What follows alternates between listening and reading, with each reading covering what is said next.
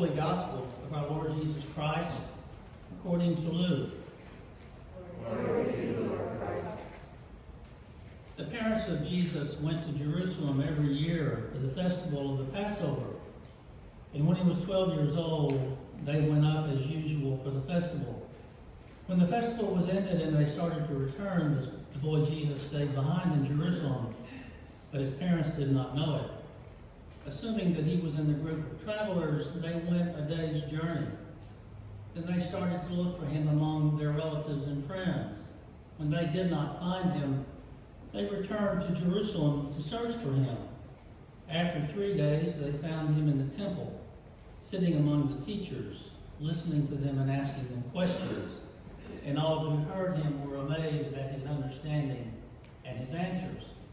When his parents saw him, they were astonished. And his mother said to him, "Child, why have you treated us like this?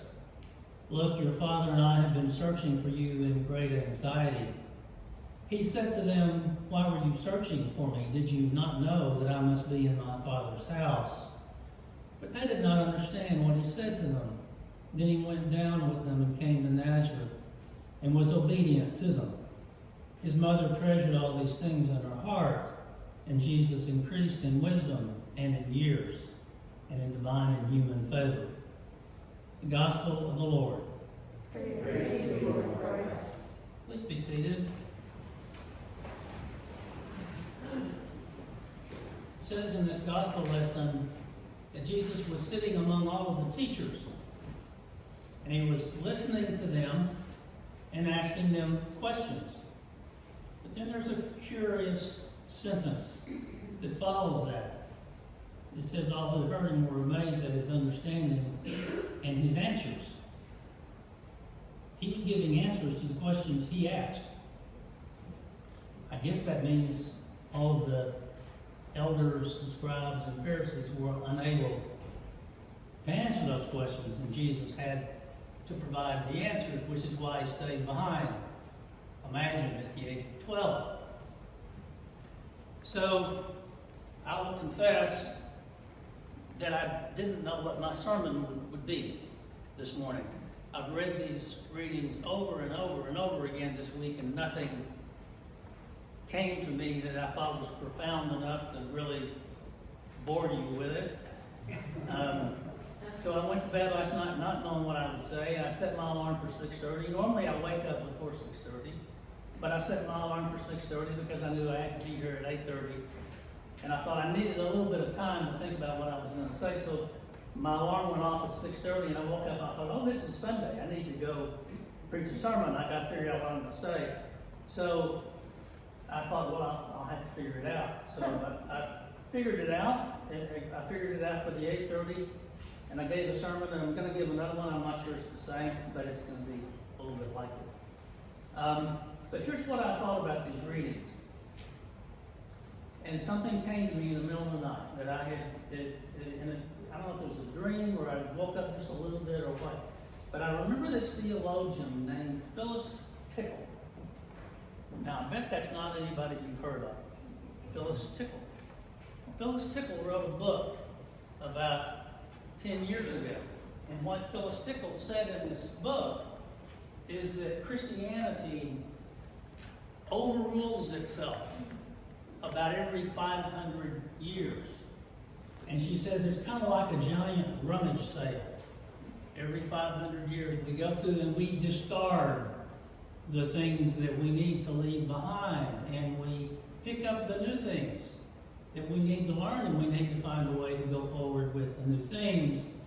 The things we no longer need, we can get rid of. And see, she says during these times there is a huge rearrangement and upheaval, and the institutionalized church throws off things that are restricting its growth. And I thought to myself when I woke up this morning, maybe that's what's going on. I mean, maybe like you guys, I've been trying to figure out what in the world is happening around us. Why are we in this pandemic? Why did it happen this year? What's going on? How will it affect us going forward, and what message can we take from that? So I thought about Phyllis Tickle, And I thought, well, Phyllis doesn't really address anything but Christianity. She only addresses every 500 years of Christianity. And she may be right, because, Jesus was born around 2,000 years ago. 500 years later, we had the Roman Empire falling. We had a new history where the Pope and the Church were taking over all of Europe and the doctrine of the Catholic Church. In a little after the year 1000, we had the Crusades, where the Christian people were trying to overtake the Muslim world, and there was a lot of upheaval. In 1500, we had what? The Protestant Reformation. Things changed significantly during that time, and that's what Phyllis Tickle talks about. So I thought, how does that relate to the rest of the lessons for today? And I looked at Jeremiah, and I thought, well, Jeremiah was writing in the years during the 500s. So let's look back at what was going on in the 500s and what was going on in the 500s. You wouldn't know it by what Jeremiah says today. What Jeremiah says in this reading is how God will bring about all this land of milk and honey and fresh waters and brooks and all these things that are so grandiose and beautiful and pictures that he paints. But Jeremiah wasn't living in that time. Jeremiah was living in a time that he was thinking about for the future, because Jeremiah had been captured and taken into Egypt at the time that the Babylonians came and took all the rest of the Hebrew people away to Babylon. So Jeremiah was looking into the future about what would happen. In about the year 1000 BC, the Israelite people who had come back to their land and captured the land again decided they would establish kings. Guess what? They established kings. And we had Saul, and we had David, and we had the temple, and the grandiosity of all that brought about. So I'm thinking, not only is Phyllis Tickle right about Christianity and the changes and the upheaval in society every 500 years, that goes even back. It goes back even to the time of Israel, Abraham, Isaac, Jacob, and Joseph. And you remember Joseph, who had the coat all his brothers were jealous of, so they sold him into slavery? That was 3,500 years ago. Just happens to fall nearly around every 500 years. So I'm thinking, there's something to this theory. Why don't I think about that? Why don't I talk about that? So that's what I'm talking about today. So I'm going to put that out there for you to think about. And if you think about it, I'm going to ask you to think about one more thing. Could it be that the same thing is happening now, around 2,000 years after Christ's birth? Could it be that what we're called to do is return to the roots of Christ's teaching, to return to the Beatitudes that Christ spoke from the Mount of Olives? Could it be that we are returning to Christ's goodness and the dignity of every human being that is in our baptismal covenant? Could that be? Could that be the thing that we need to look for from this pandemic and all the societal upheaval we have had? One other thing that came to my mind, and sometimes things come to my mind and I sort of dispel them and I don't really think they're meaningful. Sometimes they sort of soak in and they become more meaningful. And so I was watching the news yesterday and I saw on television that Jeff Bezos got $60 billion richer this year during this pandemic. And not only that, there are 57 new billionaires in this country just this year. And I thought to myself, how can that be when we're serving people through our food pantry who can't eat?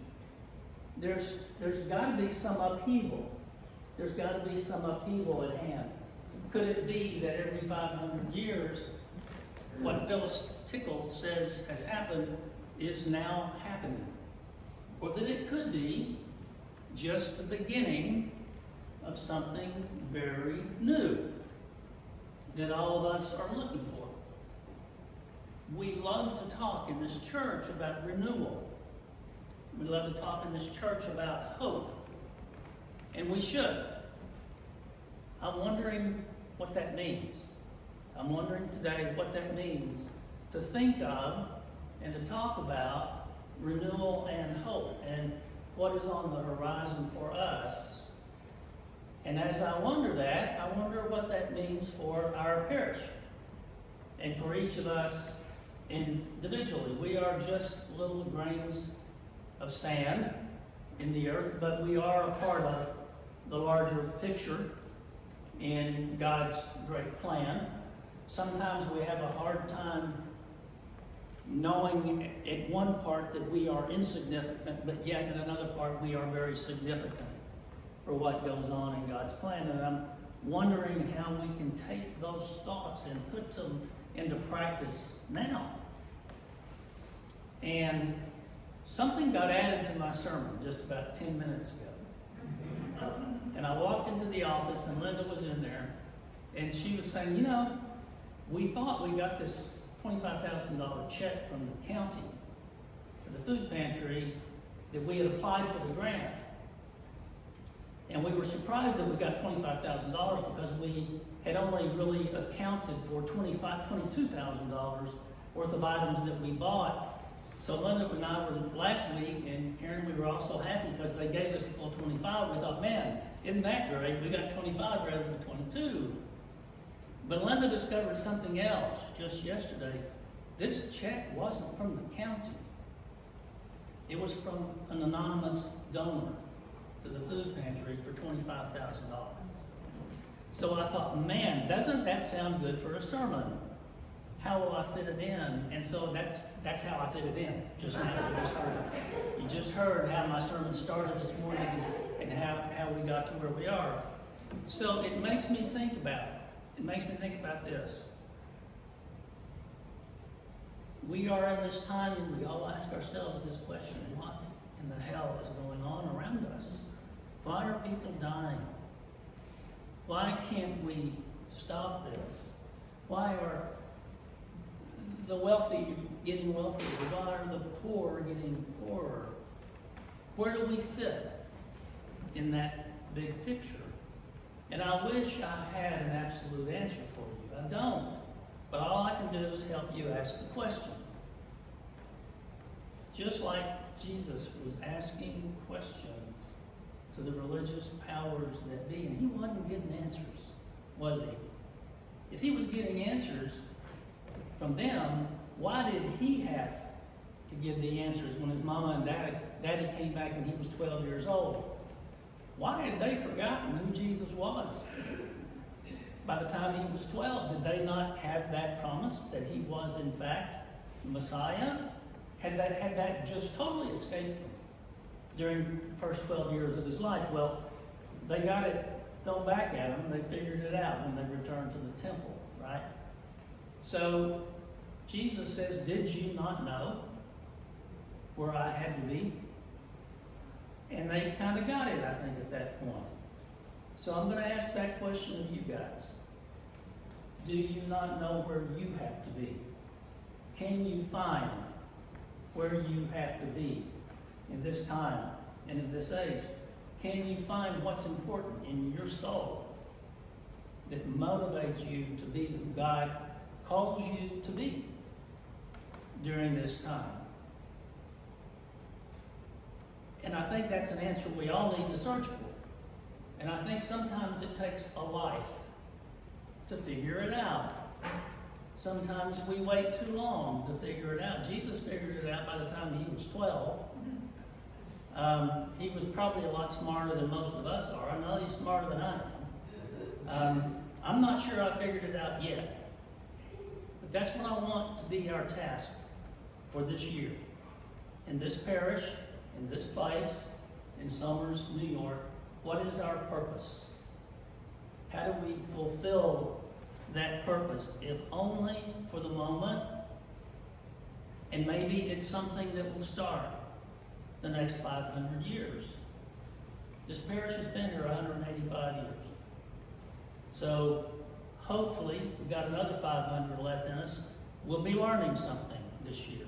We'll be learning something from these lessons. We'll be learning something from reading what it is God has done in the past with the lives of all of Christendom and all of the Abrahamic faiths for the last 3,500 years, and find some answers.